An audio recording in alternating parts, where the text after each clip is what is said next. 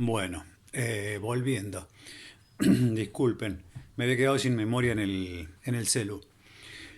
Eh, bueno, les decía, me había quedado en Parménides, ¿no? Ahí está Parménides y cumple ese lugar, esa función, ese lugar en la historia de la metafísica, de la filosofía. Después aparece Sócrates entre Platón y los anteriores. Sócrates, ¿qué representa en este contexto? Básicamente Sócrates es el inventor del concepto, vamos a decir así. Por lo menos del concepto como constructo mental,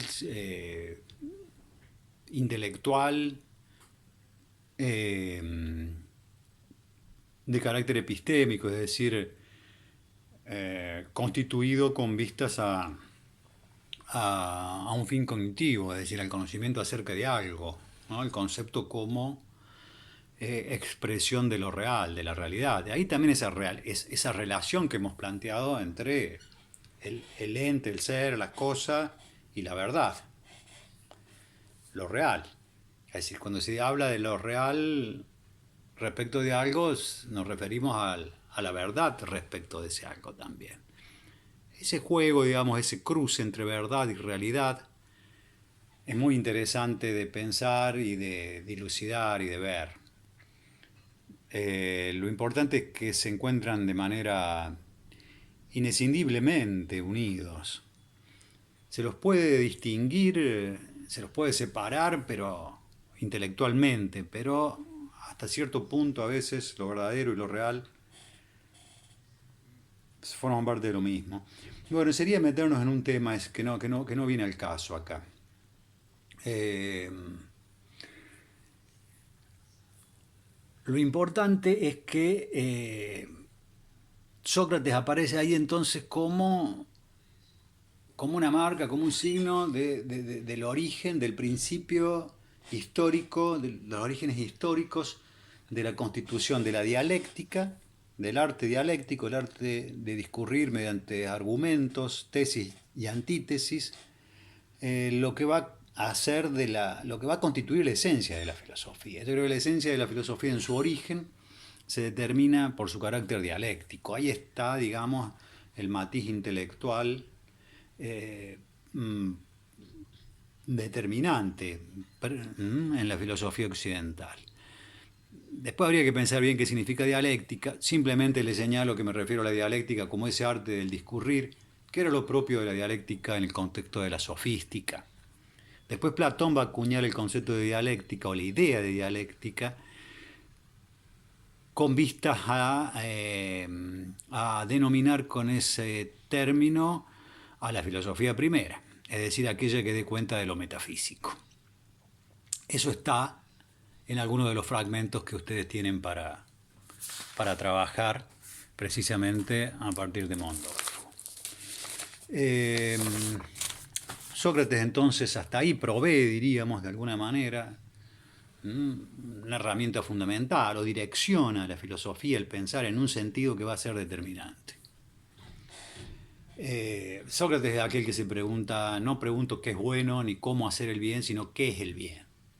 Esa es la pregunta. La pregunta por el qué, por el quid, por la esencia de lo que se muestra.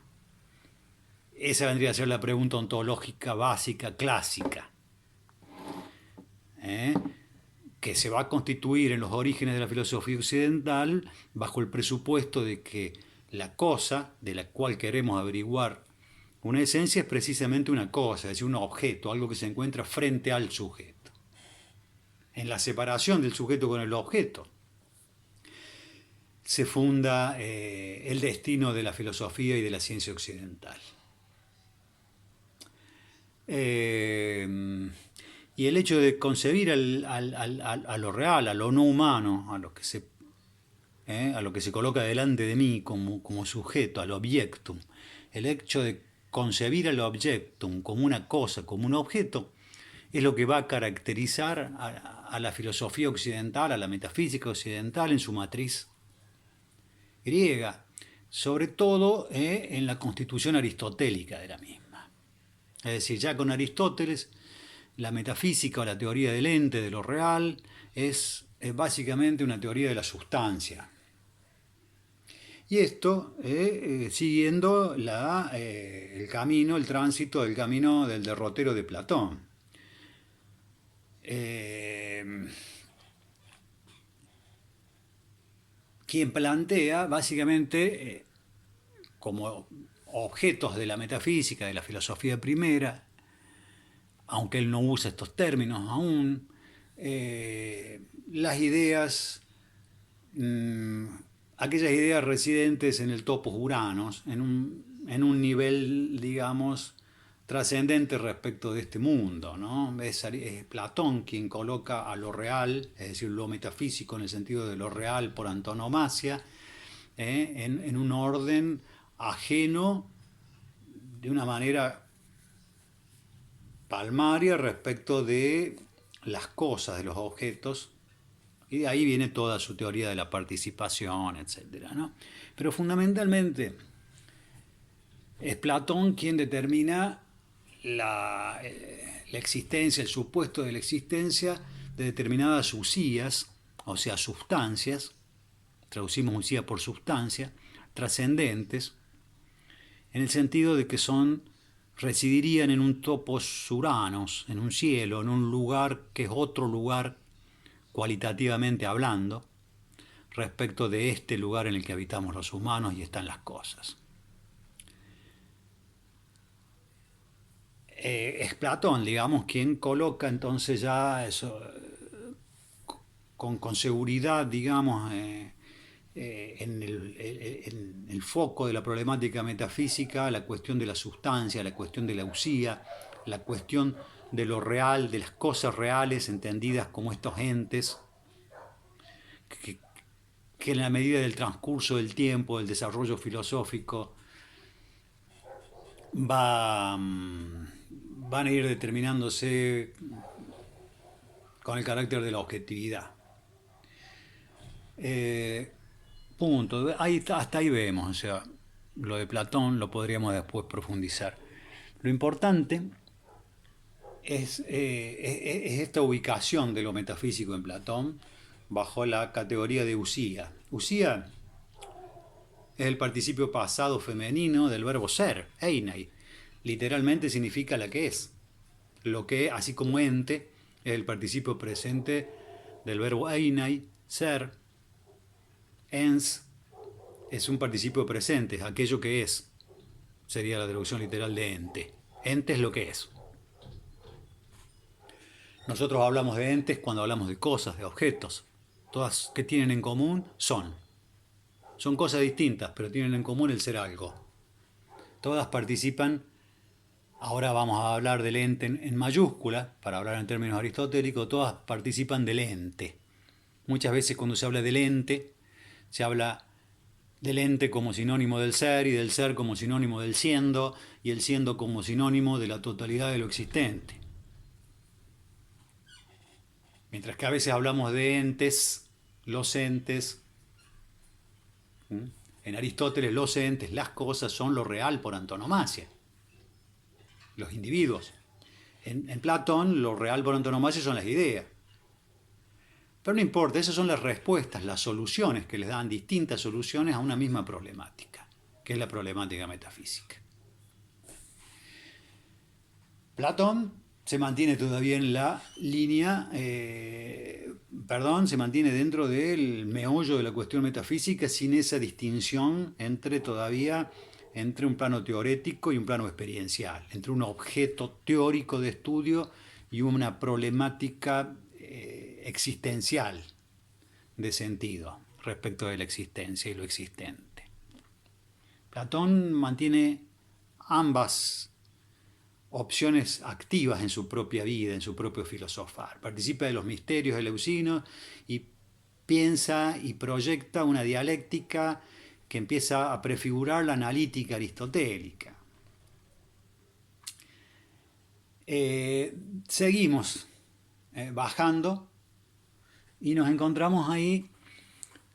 Bueno, en el caso del esquema de Platón aparecen los principales temas ahí. El bien, la verdad y la belleza serían los principales, las principales ideas metafísicas en Platón. Luego seguimos con Aristóteles en el esquema, y ahí ya tenemos el planteo concreto de una filosofía primera y esta división en dos grandes proyectos que planteé en la primera clase. El proyecto de teología y el proyecto de una ciencia del ser en cuanto ser. Ahí se dividen las aguas con las que se va a abonar toda la metafísica moderna desde las metafísicas clásicas. Y ustedes lo van a poder seguir en el esquema 2, cómo se bifurca, cómo se ramifica, digamos, esta trayectoria doble, ¿eh? Según se siga la línea del proyecto de la teología del libro 12 o el proyecto del libro 4.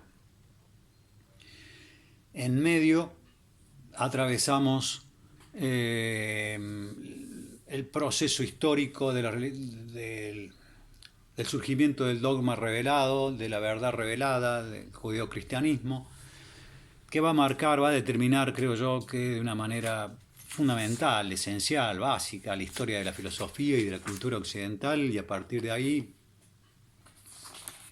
del mundo.